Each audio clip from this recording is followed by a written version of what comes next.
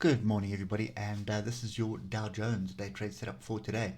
So we had the data come out yesterday. We had the Fed say that there was an interest rate, which was the highest, or the biggest interest rate, the hike that they've done in a long time.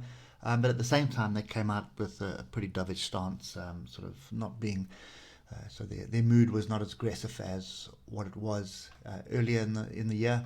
So obviously, you know, when I said is the interest rate hike priced in, that's definitely what happened. And then we had this break above this little bit of structure. This level here is still the one, my line in the sand at the moment, and that is 34,165. So we need to get above that, which would then validate this big double bottom at the moment. So that's kind of the view that I have at the moment. If we start dropping down to the lower time frames, you're going to start getting some opportunities to jump into this. So at the moment, 3 hour, pretty much the same as the 8 hour. Probably expect some kind of a either sideways motion or a little bit of a pullback up until non-farm payroll data tomorrow. So that is the next bit of data that you need to pay attention to. Now, understand that these markets are manipulated, and they're manipulated by the Federal Reserves and the other country reserve banks, as well as large institutions. So be very wary of what you see at the moment. So for me, it's always a case of just watching and waiting for the structure to formalize. Once the structure is formalized, you're never in early enough. You always, especially if you're greedy, you're going to look at it and say, I need to be in early, I need to pick up these things, but you never are going to get it right. So patience is key with this stuff, and you'll make more than enough money by hopping onto the train once the bigger reserve banks and big institutions have got the market moving in the direction they want it to go in. So this is still kind of, be careful. We still don't know what's going to come out with non-farm payrolls. Well, we don't know, but somebody does. And I can guarantee you if it's positive data, those people were in on that bar there. So that's kind of the situation we have at the moment. We have broken through a little bit of structure. We're going to bounce, more than likely bounce off this 34,165 area and pull back onto some form of support.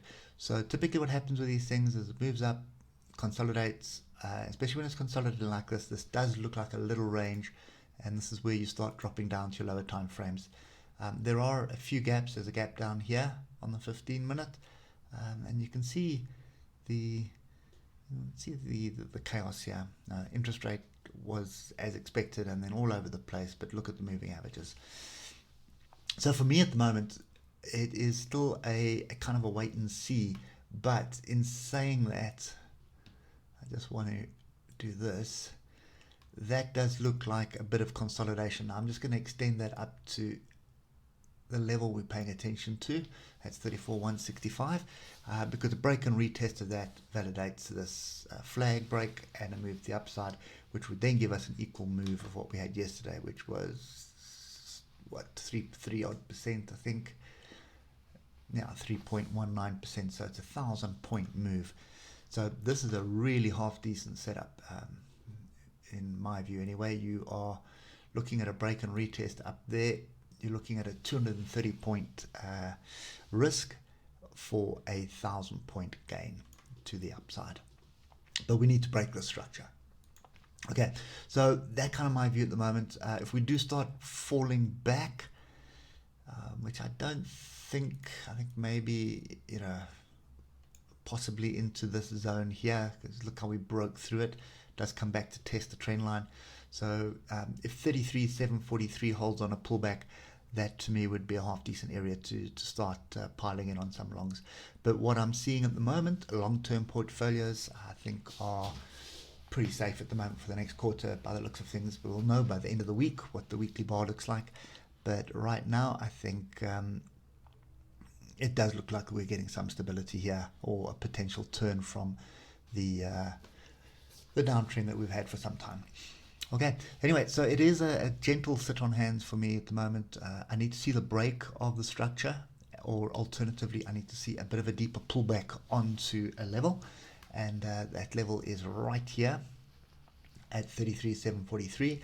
If we start getting sort of inside bars, pin bars, engulfing bars at this level, and that would be on the 15-minute chart. I'd keep it down on the 15-minute chart because it'll be a nice, easy entry on the break of that structure that's formed, and then a stop just below it. So your risk is going to be fairly low, and I'm going to be anticipating a break of 34,165. And if we do get that, then it should be a pretty aggressive move to the upside.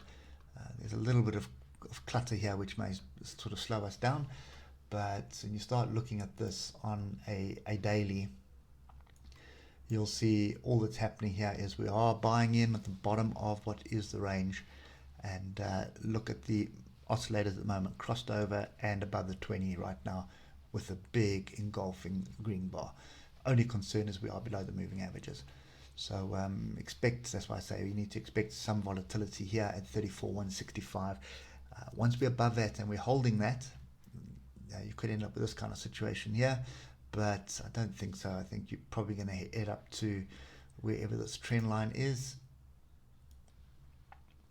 So it'll be that one first, and then it'll be that one there. And once we're through there, then start expecting all-time high to be targeted again. So anyway, non-farm payrolls next. Let's wait and see what transpires there. But in the meantime, this is well worth paying attention to.